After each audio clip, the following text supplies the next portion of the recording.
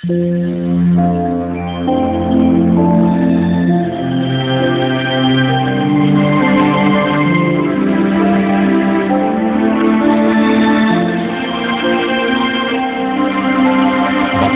ang bumabasa at ang nangakikinig ng mga salita ng hula at tumutupad ng mga bagay na nasusulat doon, sapagkat ang panahoy malapit na.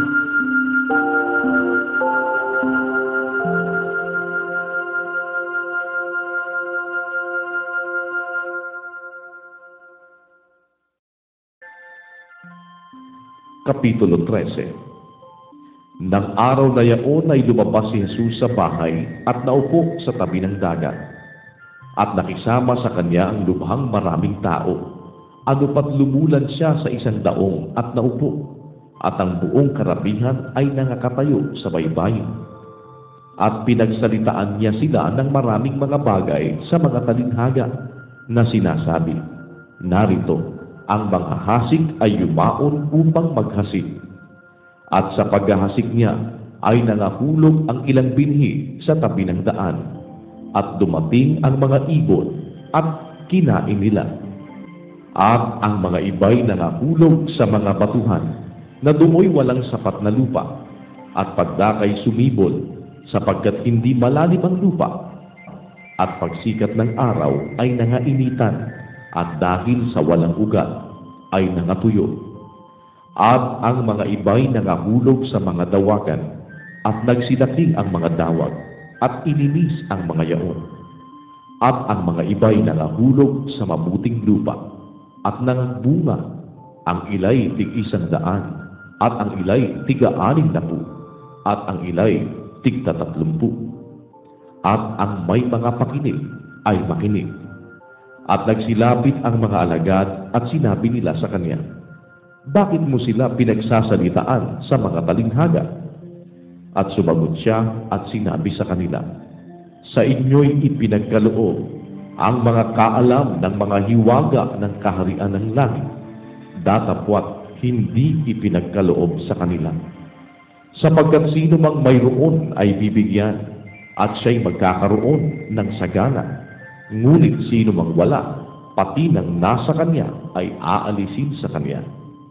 Kaya't sila'y pinagsasalitaan ko sa mga talinghaga, sapagkat nagsisitingin ay hindi sila nakakakita, at nangakikinig ay hindi sila nakakarinig, ni hindi sila nakakaunawa.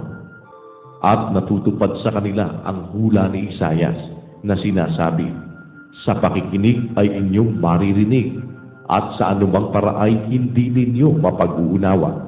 At sa pagtingin ay inyong makikita, at sa anumang paraay, hindi ninyo mamamalas. Sapagkat kumapal ang puso ng bayang ito, at mahirap na mga karinig ang kanilang mga tainga, at kanilang ipinikit ang kanilang mga mata. Baka sila'y mga kakita ng kanilang mga mata, at mga karinig ng kanilang mga tainga, at mga kaunawa ng kanilang puso, at muling magbalik loob, at sila'y aking pagalingin. Datapwat mapapalad ang inyong mga mata, sapagkat nangakakakita, at ang inyong mga tainga, sapagkat nangakakarinig. Sapagkat katotohanan sinasabi ko sa inyo, na hinangad na makita ng maraming propeta at ng mga taong matuwid ang inyong nakikita, at hindi nila nakita, at marinig ang inyong naririnig, at hindi nila narinig. Pakinggan nga ninyo ang talinghaga tungkol sa mga hasik.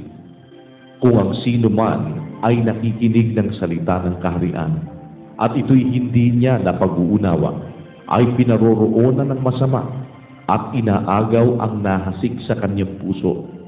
Ito yaong nahasik sa tabi ng daan. At ang nahasik sa mga batuhan ay yaong nakikinig ng salita, at pagdakay tinatanggap ito ng buong galak. Gayunmay wala siyang ugat sa kanyang sarili, kundi sandaling tumatagal, at pagdating ng kapighatian o pag-uusig dahil sa salita, ay pagdakay natitisod siya. At ang nahasik sa mga dawagan ay yaong dumirinig ng salita, ngunit ang pagsusumakit na ukol sa sanlibutan at ang daya ng mga kayamanan ay siyang umiinis sa salita at yaoy nagiging walang bunga.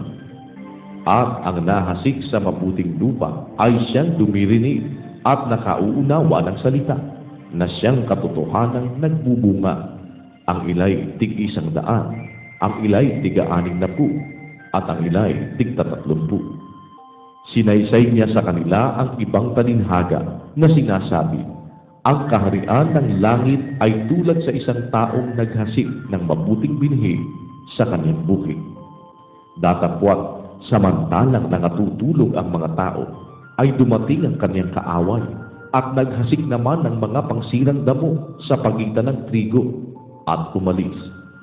Datapwat nang sumibol ang usbong at mamunga, ay lumitaw nga rin ang mga pangsirang damo. At ang mga alipin ng puno ng sambahayan ay nagsiparoon at nagsabi sa kanya, Ginoo, hindi baga naghasik ka ng mabuting binhi sa iyong bukid? Saan kaya nangagmula ang mga pangsirang damo?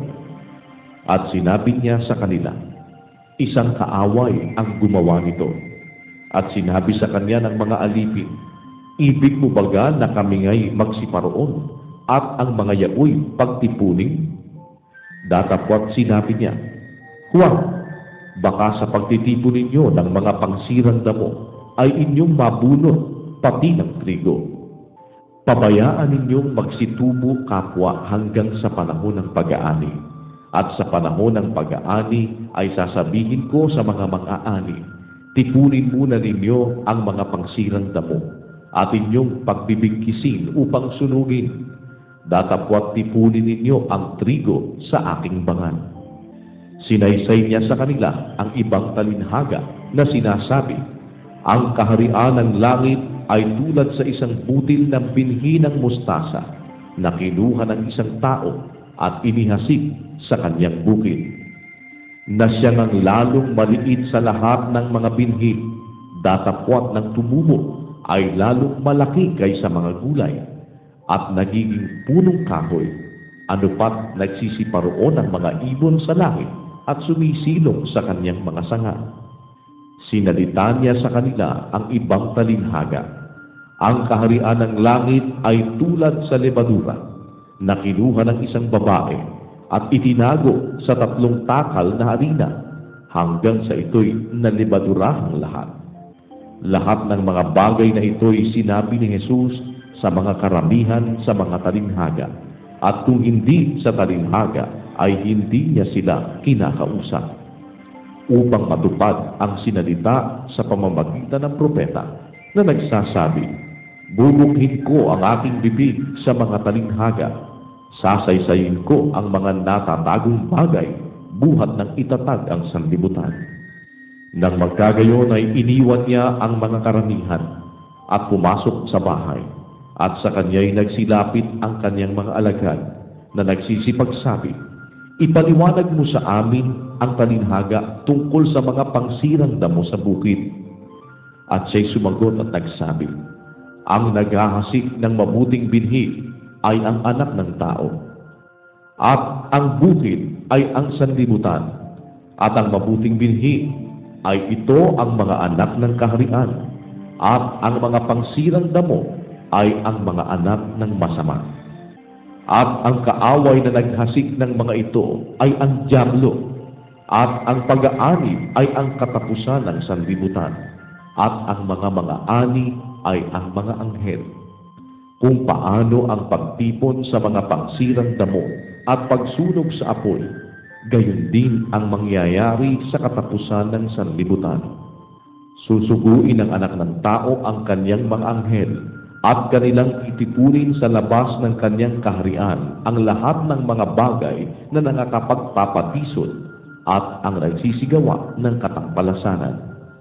At sila'y igagatong sa kala ng apoy, diyan na nga ang pagtangis at ang pagngangaling ng mga ngipin.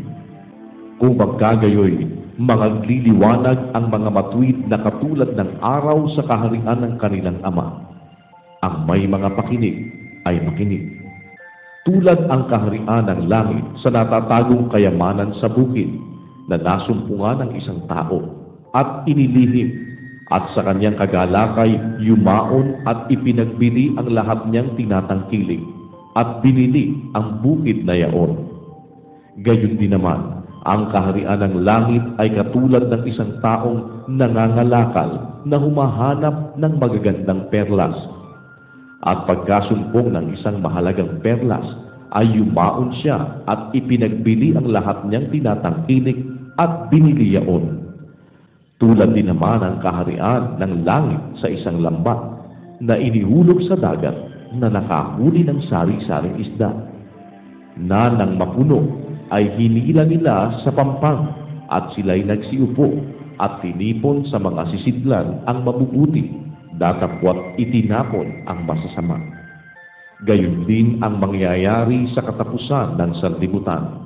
Lalabas ang mga anghel at ihihiwalay ang masasama sa matutuwid, at sila'y igagatong sa kalan ng apoy. Diyan na nga ang pagtangis at ang pagngangalit ng mga ngipin. Napag-unawa ba ganinyo ang lahat ng mga bagay na ito? Sinabi nila sa kanya, oo. At sinabi niya sa kanila, kaya't ang bawat eskriba na ginagawang alagad sa kaharian ng langit ay tulad sa isang taong puno ng sambahayan na naglalabas sa kanyang kayamanan ng mga bagay na bago at luma. At nangyari na nang matapos ni Jesus ang mga talinhagang ito, ay umalis siya doon. At pagdating sa kanyang sariling lupain, ay kanyang tinuruan sila sa kanilang sinagoga. Ano pat sila'y nangagtaka at nangagsabi, saan kumuha ang taong ito ng ganitong karunungan at ng ganitong mga makapangyarihang gawa? Hindi baga ito ang anak ng anluwagi? Hindi baga tinatawag na Maria ang kanyang ina, at Santiago, at Jose, at Simon, at Judas ang kanyang mga kapatid? At ang kanyang mga kapatid na babae, hindi baga silang lahat ay nangasa atin? Saan nga kumuha ang taong ito ng lahat ng ganitong mga bagay? At siya'y kinatisura nila, datapwat sinabi sa kanila ni Jesus, walang propeta na di may kapurihan, liban sa kanyang sariling lupain at sa kanyang sariling bahay. At siya'y hindi gumawa roon ng maraming makapangyarihang gawa dahil sa kawalan nila ng pananampalataya.